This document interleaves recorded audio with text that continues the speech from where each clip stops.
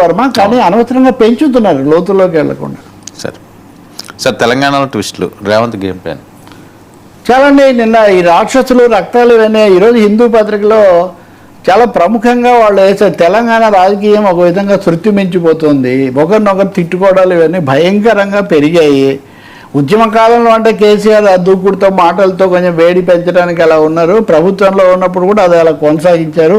కానీ ఇప్పటికి వచ్చేసరికి ఏ సమస్య వచ్చినా కానీ ఒక చోటికి తీసుకుపోతున్నారు. రేవంత్ రెడ్డి కూడా తోడైపోయి దీంతో ఇది హద్దు మీరిపోతుంది, కాపాడాలని హిందూ వాళ్ళ రిపోర్టర్ చాలా సీనియర్ ఆయన ప్రముఖంగా రాస్తున్నారు. అంటే వాళ్ళ స్టోరీ ఇస్తారు ఏదో ఒక్కొక్క రాష్ట్రం మీద, స్టేట్ ఆఫ్ ది ప్లే అంటారు అక్కడ. కాబట్టి తెలంగాణలో ఉన్న ఈ పరిస్థితి రాజకీయ ట్విస్ట్లో నిన్న రేవంత్ రెడ్డి ఢిల్లీ వెళ్ళి అక్కడ నితిన్ గడ్కరీని ఇంకా ఇతర వీళ్ళని కూడా కలుసుకున్నారు. హైవేలు వేయటం గురించి మాట్లాడారు. గడ్కరీ కూడా కొంత అన్నిటికీ ఆయన సానుకూలంగా ఎక్కువ స్పందిస్తుంటారు కదా హైవేల విషయంలో, అవన్నీ ఆయన మాట్లాడారు. ఈ సమయంలో గడ్కరీ గురించి కూడా కొన్ని ఆరోపణలు, వాటి మీద ఆయన పూర్తి ఇంటర్వ్యూ ఇచ్చారు. మనం ఇంకోసారి చూద్దాం.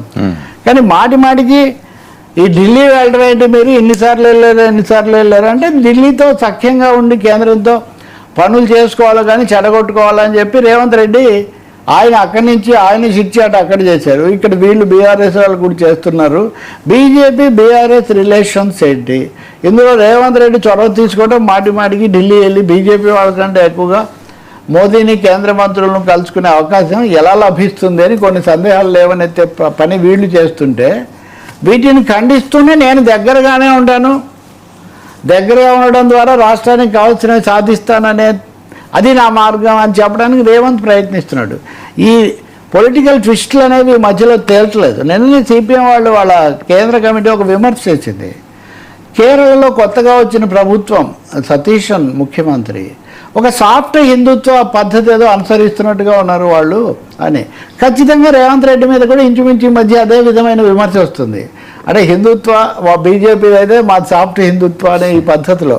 సో ఈ పొలిటికల్ ట్విస్టులు ఎక్కడున్నాయి, గేమ్ ప్లాన్ ఎక్కడి పోతుంది అనే ప్రశ్న ఆ పత్రికల్లో ఏమనెత్తింది, మనం కూడా అడుగుతున్నాము. అలాగే అడిగాము నిన్న మనం చర్చలో. ఈ నదీ జలాల మీద కూడా మేడిగడ్డ, కన్నెపల్లి ఈ అంశాల మీద కూడా బీఆర్ఎస్ చాలా ప్రత్యామ్నాయమైన వీటితో వాళ్ళు కూడా పదే ముందుకు తెస్తున్నారు. అది సింగరేణి గనులైనా ఇంకోటైనా బీఆర్ఎస్ కాంగ్రెస్ ఇలా పోట్లాడుతుంటే రోజుకు ఒకసారైనా కిషన్ రెడ్డి గారు వీళ్ళిద్దరు కలిసి పాడు చేశారు, మేమే దీన్ని కాపాడామని ఆయన చెప్తున్నారు. మరి కేంద్రంలో మీరుండి అని మీరు చేయొచ్చు కదా. అంటే ఈ పొలిటికల్ ట్విస్టులు ఒక అంతులేని కథలాగా మారినటువంటి పరిస్థితి మనకు తెలంగాణలో కనిపిస్తుంది. సార్ తోకముడిచిన ట్రంప్ ఇంకెన్నాళ్ళు దాగుడు మొదలు